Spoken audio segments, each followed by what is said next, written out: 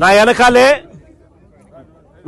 అక్కడ కనిపిస్తా ఉంది కదా, అక్కడ ఆ గోడౌన్ షేప్ లో వెనకాల కనిపిస్తా ఉంది కదా, బ్లూ అండ్ వైట్ స్ట్రైప్స్ తో ఉన్న బిల్డింగ్. అదేమిటి అని అంటే ఇంటిగ్రేటెడ్ బనానా కోల్డ్ స్టోరేజ్. 600 టన్నుల ఇంటిగ్రేటెడ్ బనానా కోల్డ్ స్టోరేజ్. అది 2023లో వైఎస్ఆర్సీపీ ప్రభుత్వంలో నేను ముఖ్యమంత్రిగా ఉన్నప్పుడు ప్రారంభోత్సవం చేశాం. 2024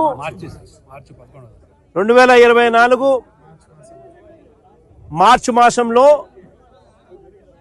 అది నేను ప్రారంభోత్సవం చేసిన. ఈ రోజుకి 18 నెలలు అయిపోయింది,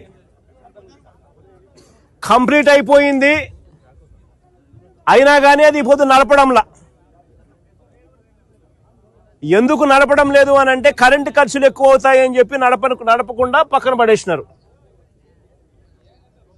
అంటే ఆపరేషన్లో కోల్డ్ స్టోరేజ్ ఉండి కూడా, ఇంటిగ్రేటెడ్ 600 మెట్రిక్ టన్నుల కోల్డ్ స్టోరేజ్ ఆపరేషన్లో ఉండి కూడా రాష్ట్ర ప్రభుత్వం కరెంటు ఖర్చులు ఎక్కువ అవుతాయని చెప్పి ఏకంగా నడపని పరిస్థితిలో ఈరోజు మనము రైతు ఎలా బ్రతుకుతా ఉన్నాడని చెప్పడానికి నిదర్శనం ఇది.